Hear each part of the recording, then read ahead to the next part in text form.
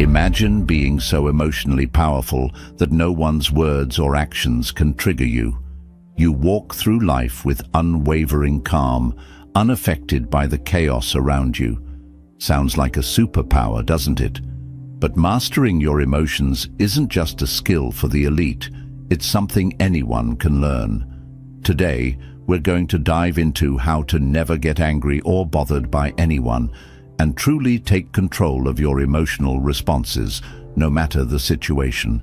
This isn't just a quick fix. This is the mindset of a person who commands their emotions instead of being ruled by them. 1. The power of emotional detachment. Break the chain of reaction. The first step in mastering our emotions is to cultivate emotional detachment. This doesn't mean that we suppress or ignore our feelings, but rather, it's about observing them without identifying with them. In Buddhist philosophy, we are taught that emotions like anger arise when we become attached to an event, a person's words, or a situation. We tend to take things personally, and this personal attachment fuels our emotional reactions. But emotional detachment teaches us that we don't have to react immediately to every emotion that arises. We can simply observe it and allow it to pass, much like clouds in the sky. In moments of anger or frustration, if we can take a pause and observe the emotion without judgment, we begin to break the cycle of automatic reactions. For example, when someone says something hurtful, rather than instantly reacting with anger or defensiveness, stop for a moment, close your eyes, take a deep breath, and notice what you're feeling. Are you angry, hurt, frustrated, or maybe even fearful? Once you've recognized the emotion, let it go. Just as clouds come and go, so do our emotions. By doing this, you begin to detach from the emotion itself and free yourself from its grip. When we practice emotional detachment, we realize that anger is not who we are. We are simply the observer of our emotions. This shift in perception allows us to stop the chain of reaction before it spirals out of control. 2. Reprogram your mind, the what-if mindset. Shift our minds are incredibly powerful. However, we often allow them to lead us into negative and unproductive thought patterns, particularly when it comes to situations that trigger anger. We might ask ourselves, why did they say that? Or, what do they mean by that? These questions, although natural, often lead to an emotional spiral that strengthens anger and frustration. But Buddhism teaches us that we can reprogram our minds with the power of perspective and curiosity. The what-if mindset shift is a tool that allows us to change our thought patterns from a negative, reactive mode to one of curiosity and growth. Instead of reacting with anger, ask yourself, what if this situation is a lesson for me? Or, what if this person is going through something that I don't understand? These simple questions not only diffuse the intensity of our anger, but also open the door for greater understanding, empathy, and personal growth. For example, if someone criticizes you in a harsh way, instead of thinking, how dare they say that? Ask yourself, what if this is an opportunity for me to practice patience or to learn something about myself? By shifting your perspective, you are no longer bound by the impulse to react. You begin to create space for a more thoughtful and measured response. The what-if mindset encourages us to see every interaction as a chance to grow and not just as a potential trigger for our emotions. 3. The power of self-sovereignty. Own your emotional realm. Self-sovereignty refers to the idea that we are the rulers of our own emotional world. In Buddhism, this is a profound teaching. No one else has the power to make us feel anything unless we allow it. Others might say or do things that challenge us, but how we feel in response is entirely within our control. The power of self-sovereignty lies in recognizing that our emotional state is our responsibility, No one can truly make us angry, sad, or upset unless we give them permission to do so. This realization is incredibly freeing because it places the power back into our hands. When we allow others to trigger us, we are essentially handing over control of our emotional realm. However, by claiming our emotional sovereignty, we empower ourselves to respond with wisdom, peace, and emotional maturity. When someone attempts to upset you, instead of reacting impulsively, take a moment to center yourself. Remind yourself, I control how I feel. I own my emotional world, and no one can make me feel anything unless I choose to let them. This practice is about reclaiming control, and as you do, you will find that you feel less reactive to the world around you. You will become the calm in the storm. 3. The power of self-sovereignty. Own your emotional realm. Self-sovereignty refers to the idea that we are the rulers of our own emotional world. In Buddhism, this is a profound teaching. No one else has the power to make us feel anything unless we allow it. Others might say or do things that challenge us, but how we feel in response is entirely within our control. The power of self-sovereignty lies in recognizing that our emotional state is our responsibility. No one can truly make us angry, sad, or upset unless we give them permission to do so. This realization is incredibly freeing because it places the power back into our hands. When we allow others to trigger us, we are essentially handing over control of our emotional realm. However, by claiming our emotional sovereignty, we empower ourselves to respond with wisdom, peace, and emotional maturity. When someone attempts to upset you, instead of reacting impulsively, take a moment to center yourself. Remind yourself, I control how I feel. I own my emotional world, and no one can make me feel anything unless I choose to let them. This practice is about reclaiming control, and as you do, you will find that you feel less reactive to the world around you. You will become the calm in the storm. 4. Energy transmutation. Transform anger into high-vibration power. Anger is an incredibly powerful emotion, but it doesn't have to be destructive. In fact, Buddhism teaches us that we can transmute anger into higher forms of energy, such as focus, creativity, and motivation. Rather than letting anger drain our energy and lower our vibration, we can use it as fuel for something constructive. This process is called energy transmutation.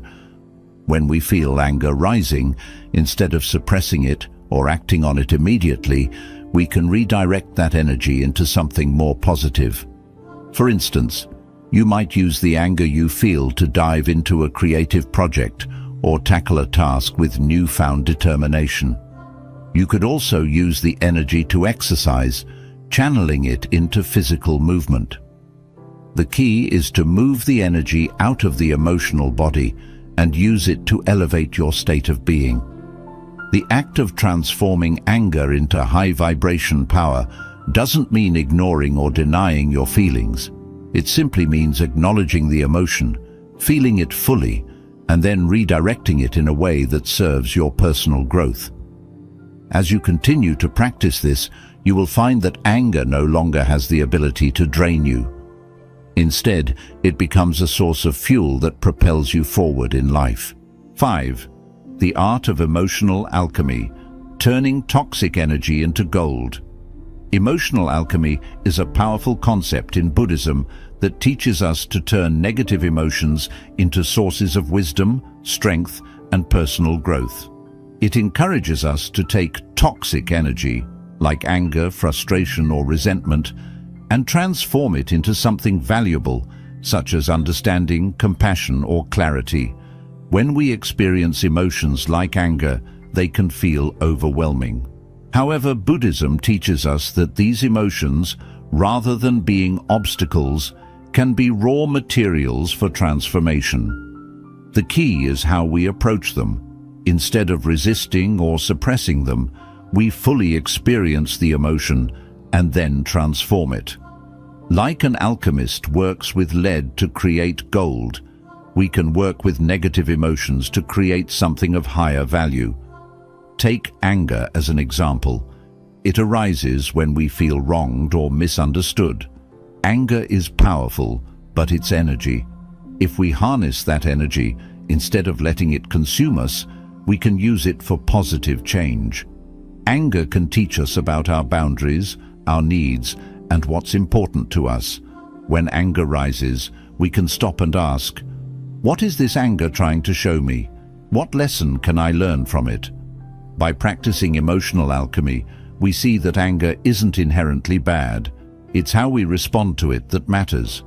We learn to ask meaningful questions to understand the deeper layers of the emotion, like, what values have been threatened that are causing this anger?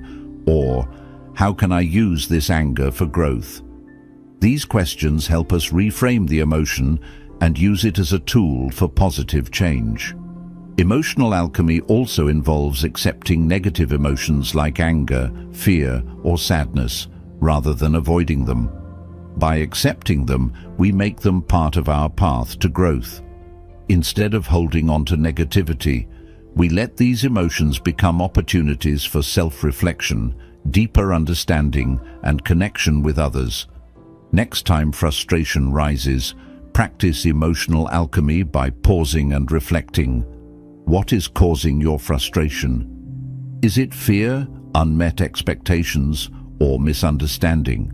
How can you reframe the situation to see the bigger picture?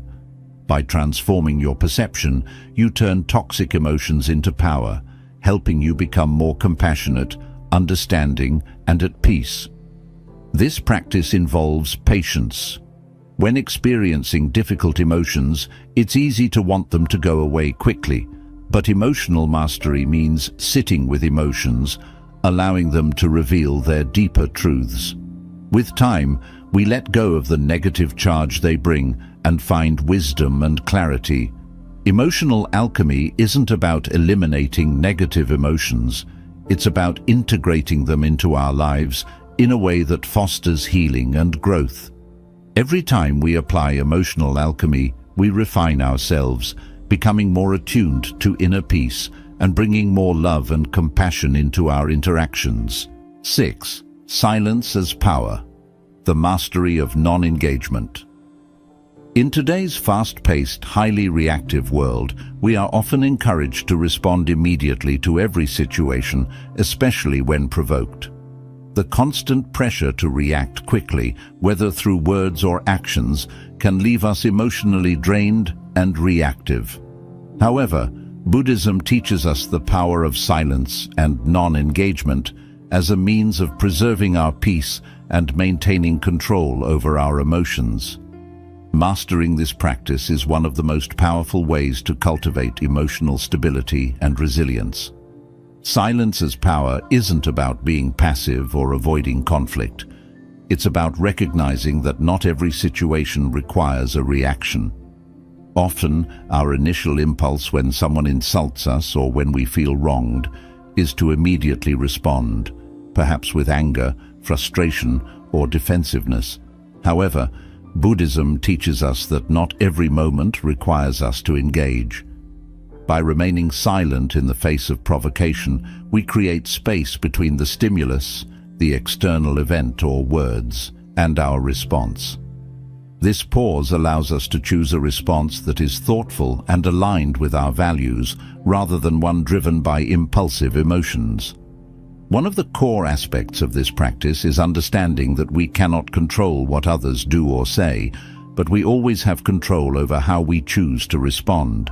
The moment we engage with negativity, whether through a sharp retort, defensive comments, or escalating an argument, we give away our emotional power.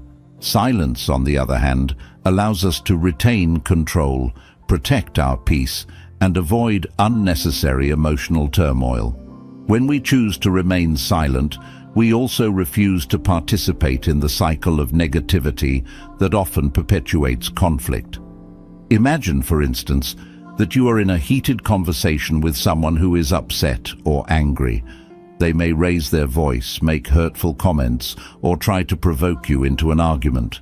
The natural reaction might be to defend yourself, to argue back, or to try to prove your point. But what if instead you took a deep breath, remained silent, and chose not to engage in the exchange? In doing so, you diffuse the tension, refuse to give power to the negativity, and protect your emotional equilibrium. Silence is a way of disarming conflict, allowing the situation to dissipate without escalating further. Non-engagement is also a powerful tool in preserving our inner peace when dealing with challenging people or situations. Not everyone we meet will be kind or reasonable, and not every situation will be ideal. However, through the practice of non-engagement, we can maintain our integrity and peace regardless of the external circumstances. This doesn't mean we avoid confrontation or suppress our feelings. Rather, we choose the right time and place to express ourselves, using words and actions that align with our highest self. Silence allows us to wait until we have clarity and emotional composure before responding. Silence enables us to practice mindfulness in difficult moments. Rather than reacting based on emotion, silence gives us the opportunity to become more aware of our inner state. We can pause and check in with ourselves. What am I feeling right now? Why am I feeling this way? How can I respond in a way that is true to my values? This mindfulness allows us to cultivate a deeper understanding of our emotions, and it gives us the chance to act with wisdom rather than simply reacting on impulse. By mastering silence and non-engagement, we create a mindful space in which we are no longer slaves to our emotions, but instead empowered to act with intention and purpose. One of the most profound aspects of silence is its power to shift the energy in a room or situation. When everyone is talking over each other or emotions are running high, silence acts as a calm anchor in the storm. It has the ability to neutralize negativity, as people are often forced to reflect on their words and actions when faced with silence. In this way, silence becomes a form of communication, a way of expressing that we are not willing to participate in unhealthy dynamics or unnecessary conflict. By remaining silent, we set a boundary that protects our emotional well-being while also promoting peace. Silence can help us build emotional resilience over time. It teaches us patience and self-control as we learn to respond thoughtfully rather than impulsively. Every time we choose to remain silent in the face of provocation, we strengthen our ability to remain calm in the future. We become less reactive and more resilient to the external pressures that once triggered us. Silence also provides a valuable opportunity for reflection and growth. After a tense situation, we can use silence to review our thoughts and feelings, learning from the experience and refining our emotional responses moving forward. 7. Mastering the art of grace under pressure. Be unshakable. Mastering the art of grace under pressure is a transformative and empowering skill. It's about remaining calm, composed and centered, even when life circumstances push us to our limits. In Buddhism, this concept is known as equanimity, which refers to the mental and emotional balance that allows us to remain unshaken by external events. Whether it's dealing with conflict, facing a difficult situation, or navigating a personal crisis, grace under pressure helps us maintain our inner peace while responding thoughtfully rather than reacting impulsively. Life is full of unexpected challenges. We can't control every situation, and there will always be times when stress, frustration, or even despair seems to overwhelm us. However, what we can control is how we respond. Buddhism teaches us that we are the creators of our own experience. It's not the external events themselves that determine our emotional state, but rather our responses to them. When we learn to remain graceful under pressure, we don't allow difficult circumstances to dictate how we feel or act. Instead, we rise above the chaos and navigate life with poise and inner strength. When we're faced with difficult situations, whether it's a work crisis, a disagreement with a loved one, or a personal setback, the natural human instinct is often to react. We may feel our hearts race, our minds race with thoughts of anger or frustration, or our bodies tense up with stress.